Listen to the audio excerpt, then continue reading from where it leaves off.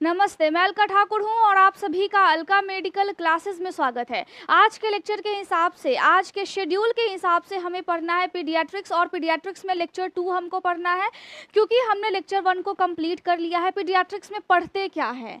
अब बहुत से बच्चे नए होंगे तो पीडियाट्रिक्स में पढ़ते क्या है? पीडियाट्रिक्स में हम बच्चों के बारे में पढ़ते हैं। एक बच्चे का जन्म जब होता है या फिर जब बच्चा माँ के पेट में होता है तो उसकी साइज कितनी होती है। अब ऑब्स्टेट्रिक्स में क्या पढ़ते हैं, उसमें एक औरत की बॉडी में बच्चा कैसे पल रहा होता है, उस टाइम बच्चे को क्या क्या प्रॉब्लम्स हो सकते हैं, हम वो पढ़ते हैं। गायनिकोलॉजी में एक फीमेल के रिप्रोडक्टिव पार्ट्स में होने वाले डिजीज़ और उसके स्ट्रक्चर को हम पढ़ते हैं। तो इस दिन, आज के दिन मैंने इस तीनों सब्जेक्ट को डाला है। और क्योंकि आज हमने पीडियाट्रिक्स को पढ़ना है, क्योंकि हम लेक्चर 1 को कंप्लीट कर चुके हैं। अब पीडियाट्रिक्स में क्या होता है कि जो भी आप सिलेबस के हिसाब से अगर देखें, आप अगर एमएससी नर्सिंग कर रहे हैं या फिर नर्सिंग कर रहे हैं या फिर आप कोई अदर कोर्स भी कर रहे हैं, आप अपने टॉपिक को मिलाइए और शेड्यूल को देखिए। टेलीग्राम ग्रुप पर जा कर के कोई भी डाउट आप पूछ सकते हैं, ठीक है।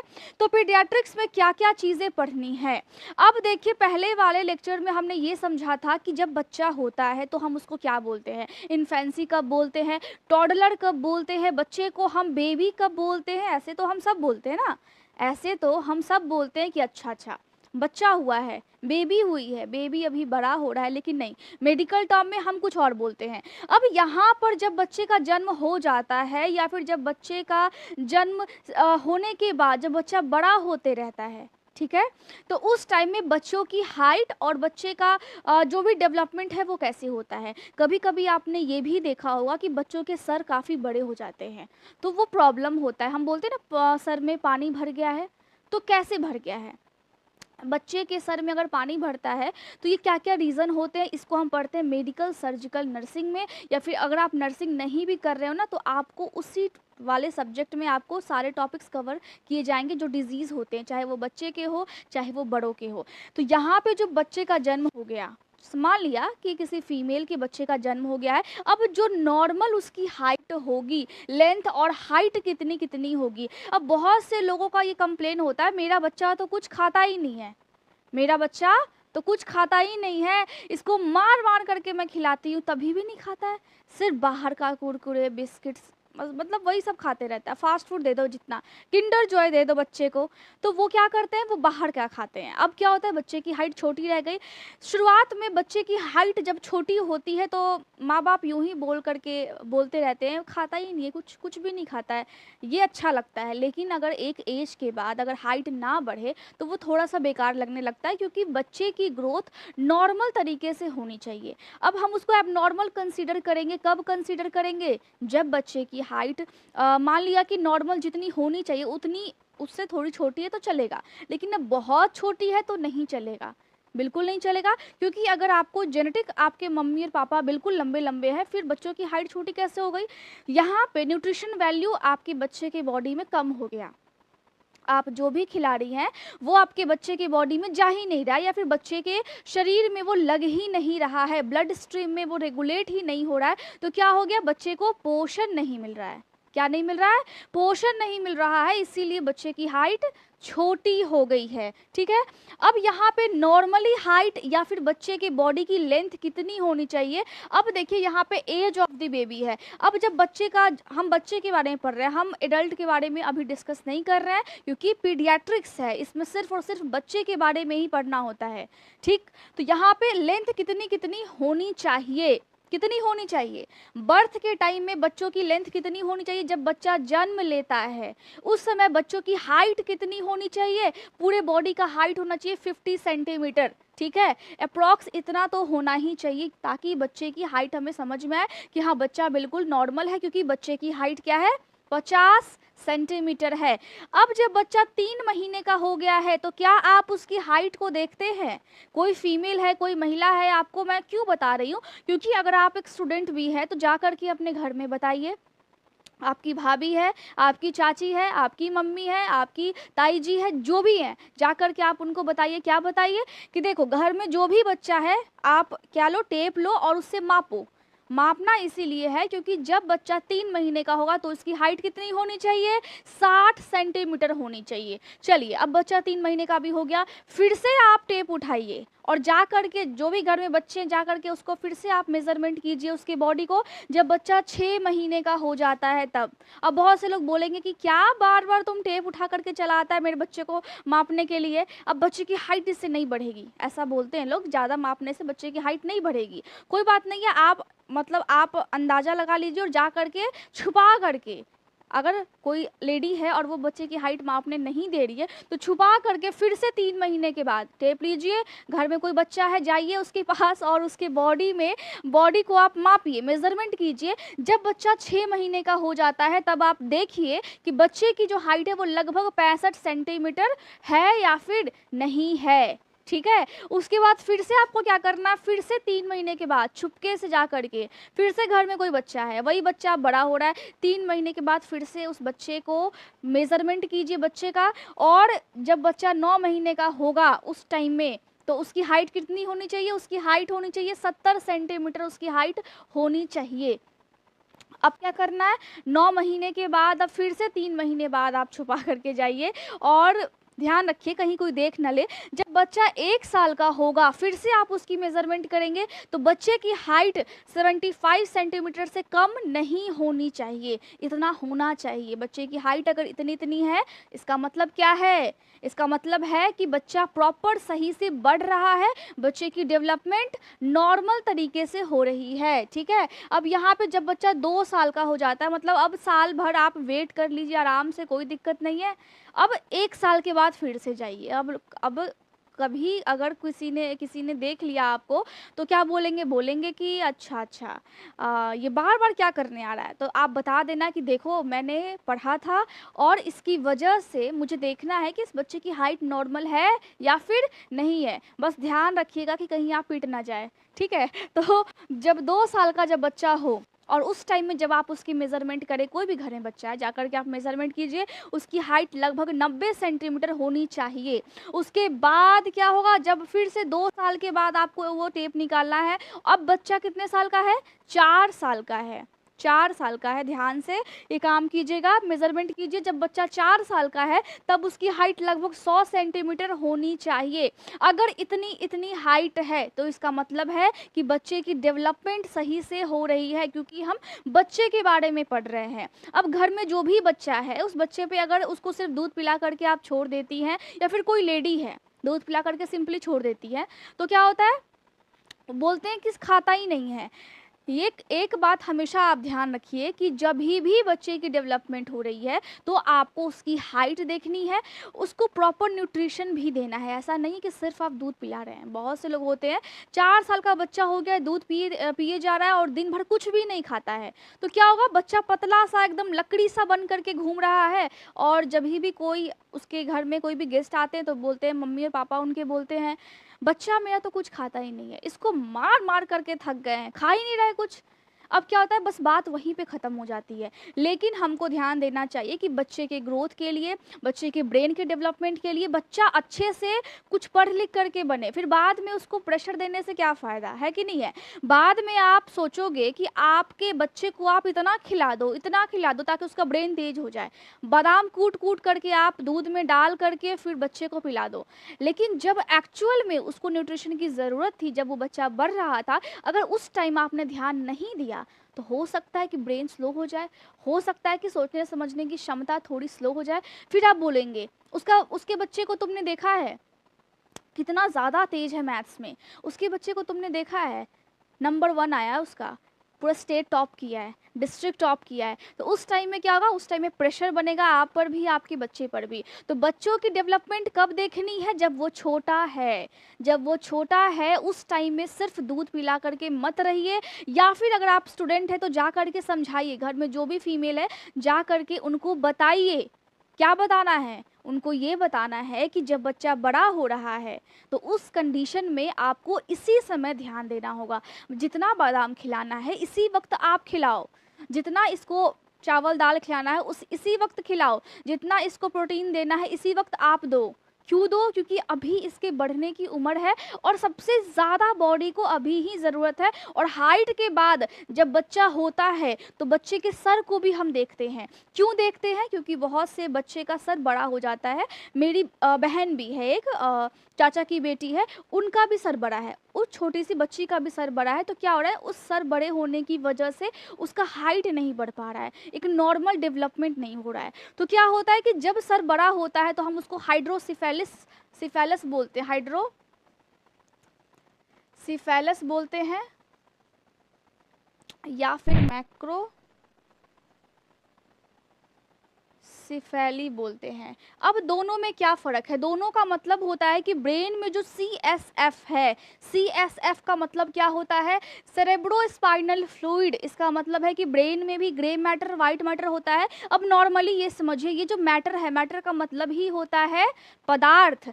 अब ब्रेन है, ब्रेन में आपने देखा होगा स्ट्रक्चर, आपने कभी भी मूवी में या फिर कभी भी अगर आप मेडिकल के छात्र हैं तो आपने एनाटॉमी के डायग्राम में तो देखा होगा ना कि अंदर में क्या होता है, हड्डी का ढांचा है, उसके अंदर में एक गुदा टाइप का भरा होता है। अब मैं बता इसलिए रही हूँ इस कॉमन लैंग्वेज में ताकि आपको समझ में आए। वो जो गुदा टाइप का होता है उसके आसपास पानी होता है और उसके अंदर भी पानी टाइप का होता है, एक हल्का ग्रे कलर का होता है, मिट्टी कलर का, और एक पूरा वाइट होता है। तो वो जो मैटर है, वो जो पदार्थ है, तरल पदार्थ, लिक्विड टाइप का होता है, वो क्या करता है, आपके ब्रेन में जो भी मौजूद चीज़ें हैं उसमें एक प्रेशर को मेंटेन करता है और यहाँ पे उसकी एब्जॉर्प्शन भी होती है और क्या होता है कि उसका रेगुलेशन भी होता है, यानी कि शरीर में वो स्थानांतरित भी उसका होते रहता है। अब इतनी हिंदी तो चलेगी, ठीक है। तो यहाँ पे क्या है कि जब ब्रेन है और उसके पास ग्रे मैटर है, वाइट मैटर है, सेरेब्रोस्पाइनल फ्लूइड होता है, मतलब आपके ब्रेन में सेरेब्रम भी होता है स्ट्रक्चर। चलिए अब उतना हम नहीं समझते हैं तो सिंपल सा आप समझिए कि आपके स्पाइनल कॉर्ड में और यहाँ ब्रेन में एक फ्लूइड, एक लिक्विड टाइप का एक मैटर होता है, पदार्थ होता है, ठीक है। अब जब ये पदार्थ का प्रोडक्शन ज़्यादा बढ़ने लगे, अचानक से ब्रेन में ये ज़्यादा बनने लगे, पानी टाइप का है, ज़्यादा बनने लगा, या फिर कभी कभी ऐसा हुआ कि बन ठीक रहा है लेकिन एब्जॉर्ब नहीं हो पा रहा है। ब्रेन में फंक्शन है ना, तो ब्रेन का फंक्शन क्या है? ब्रेन का फंक्शन है कि जब ये बनेगा तो एब्जॉर्ब भी होगा, लेकिन क्या हो रहा है, एब्जॉर्ब नहीं हो पा रहा है।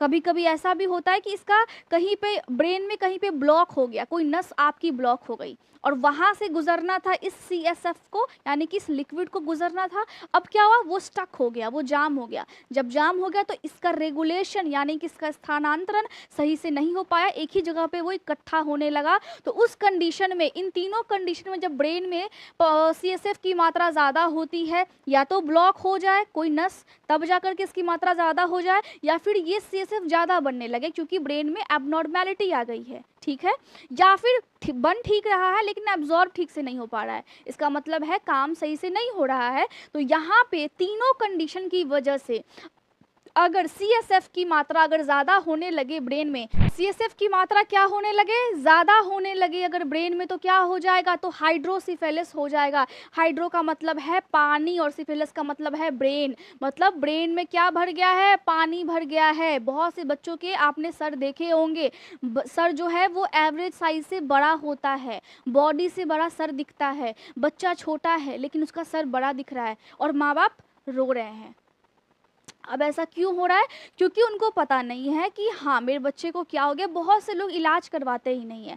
तो क्या करना है, जानकारी लेना है और इलाज करवाना है। तो उस कंडीशन में हाइड्रोसिफेलस हम बोलते हैं। अब एक और चीज़ होता है, देखिए जब CSF का प्रोडक्शन ज़्यादा होने लगे, जब CSF क्या बनने लगे, ज़्यादा बनने लगे। कब ज़्यादा बनने लगे, जब जो यहाँ पे जो ब्रेन है, ब्रेन के आसपास क्या है, अंदर में हड्डी है और हड्डी के अंदर में वो क्या है, गुदा टाइप का है जो मैंने आपको बताया, और उसके आसपास ना खाली खाली स्पेस भी है। हमारे ब्रेन के अंदर में खाली खाली स्पेस भी है। अगर उस खाली खाली स्पेस में और स्पेस बन जाए या फिर वहाँ पे और ज़्यादा स्पेस बन जाए, एक्स्ट्रा सेलुलर स्पेस हम उसको बोलते हैं, इसके अंदर की जो भी कोशिका है उसमें और स्पेस बन जाए तो इसकी मात्रा ज़्यादा हो जाएगी। दूसरा, अब माइक्रोसिफेली में क्या होता है, माइक्रोसिफेली में होता है या तो ब्रेन के अंदर जो भी खाली जगह है, अब ब्रेन के अंदर क्या होता है, स्ट्रक्चर के अंदर खाली जगह भी होती है, ठीक है। अब इसके अंदर जो खाली जगह है उसमें स्पेस ज़्यादा बन जाए तो ये वाला जो फ्लूइड है वो ज़्यादा बनने लगेगा। कभी कभी ऐसा होता है कि सुनते हैं ना कि ब्रेन में सिस्ट बन गया है और वो सिस्ट फिर कैंसर हो जाता है, ब्रेन ट्यूमर हो गया है, उस कंडीशन में भी ये ज़्यादा बनने लगता है। तो जब ये सब की रीज़न की वजह से जब CSF जब वो मैटर जब ज़्यादा बनने लगे उसी को हम मैक्रोसिफेली बोलते हैं, और दोनों में इसकी जो अमाउंट है ब्रेन में वो बच्चों के ब्रेन में ज़्यादा हो जाती है और बच्चे का सर बड़ा हो जाता है। तो यहाँ पे सेम चीज़ हो रहा है लेकिन रीज़न अलग अलग है, इसीलिए आपको पढ़ना है, ठीक है। तो यहाँ पे क्या है कि जब बच्चे की हम हेड को देखते हैं, अब हेड बड़ा नहीं होना चाहिए, अगर हेड एवरेज साइज से छोटा हो गया तो क्या बोलेंगे, माइक्रोसिफेली बोलेंगे। क्या बोलेंगे हम, माइक्रोसिफेली बोलेंगे। अगर सर बच्चे का नॉर्मल साइज से बड़ा हो जाए तो क्या बोलेंगे, हाइड्रोसिफेलिस बोलेंगे या फिर मैक्रोसिफेली बोलेंगे, ठीक है। यहाँ पे क्या हो रहा है, सर बड़ा हो रहा है, यहाँ पे रीज़न कुछ और है। इस वाले कंडीशन में ये किसको पता लगेगा, ये मेडिकल लाइन वालों को पता लगेगा, जो भी पढ़ रहे हैं उनको पता लगेगा कि एग्जैक्टली में रीज़न क्या होता है। दोनों में इसकी मात्रा बढ़ रही है बच्चों के सर में, लेकिन रीज़न क्या है, अलग अलग है। तो यहाँ पे रीज़न आपको समझना है। लेकिन अगर बच्चे की साइज़, बच्चे के सर की साइज़ अगर एक एवरेज साइज से छोटी हो गई, बॉडी बिल्कुल ठीक है लेकिन सर छोटा हो गया, तो क्या होगा, तो उसको हम बोलेंगे माइक्रोसिफेली बोलेंगे, ठीक है। और इस कंडीशन में इसकी अमाउंट कम हो जाती है, यानी कि जो CSF है, सेरेब्रो स्पाइनल फ्लूइड, इसकी अमाउंट क्या हो गई, कम हो गई। अब जब बच्चे की साइज है तो हेड सरकमफेरेंस बोलते हैं, मतलब परिधि। अब अगर बच्चों के सर को मापना है, बच्चों की सर की लेंथ कितनी है, नॉर्मल है या फिर नहीं है, तो हम कैसे मापेंगे।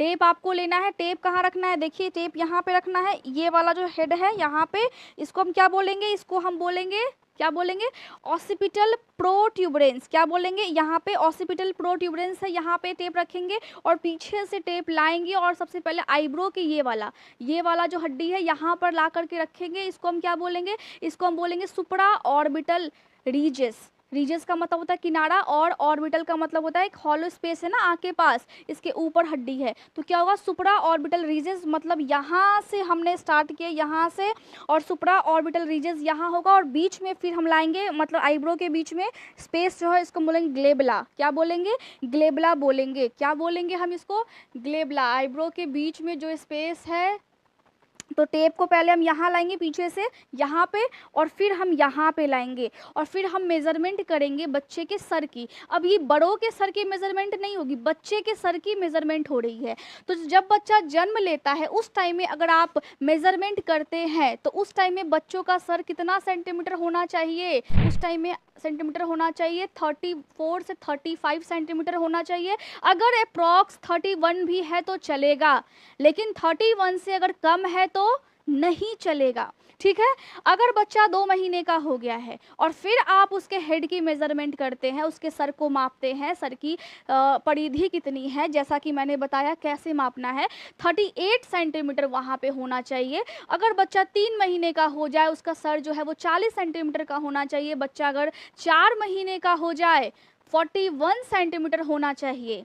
बच्चा अगर 6 महीने का हो जाए 42 से 43 सेंटीमीटर होना चाहिए। और बच्चा अगर 1 साल का है तो उसके सर की सरकमफेरेंस यानी कि परिधि कितनी होनी चाहिए, नॉर्मल भाषा में अगर बोले तो सर की जो एक तरह से साइज़ है वो कितनी होनी चाहिए, सर की साइज़ होनी चाहिए 45 से 46 सेंटीमीटर, ठीक है।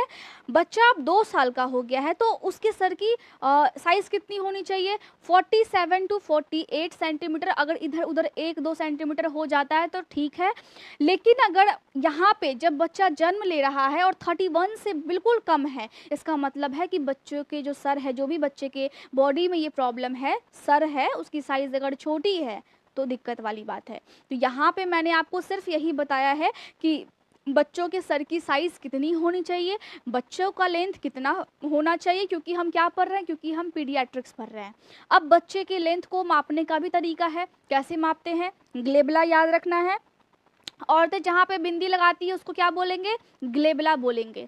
अब आप किसी को भी बोल सकते हैं ना कि हाँ ग्लेबला पे तुम्हारी बिंदी बहुत अच्छी लग रही है, तो आप बोल सकते हैं। बाकी फिर से हम नेक्स्ट लेक्चर में लेक्चर 3 को हम कवर करेंगे। और कोई भी डाउट होता है जा कर के आप Telegram group Alka medical classes पे पूछ सकते हैं। और सारे लेक्चर को आप अलका मेडिकल क्लासेस ऐप पे देख सकते हैं, और आप यूट्यूब पे भी देख सकते हैं। जो लोग के फ़ोन में स्पेस नहीं होता है, मैं उनके लिए बता देती हूँ। एक बात आपको और ध्यान रखना है कि अगर आप कॉल करते हैं तो कॉलिंग टाइम 11 से 3 बजे तक है। बाकी नोट्स बनाइए अच्छे से, और एक बार आप स्क्रीनशॉट ले लीजिए। चलिए आपने इसका स्क्रीनशॉट ले लिया, आप इसका भी स्क्रीनशॉट ले लीजिए ताकि आप शॉर्ट नोट्स बना सकें। उम्मीद कर रही हूँ कि आपको आज का लेक्चर समझ में आ गया होगा, और अच्छे से काम कीजिए, अपने लिए पढ़िए, अपने माँ बाप के लिए पढ़िए, अपने सपनों के लिए काम कीजिए। Thank you so much.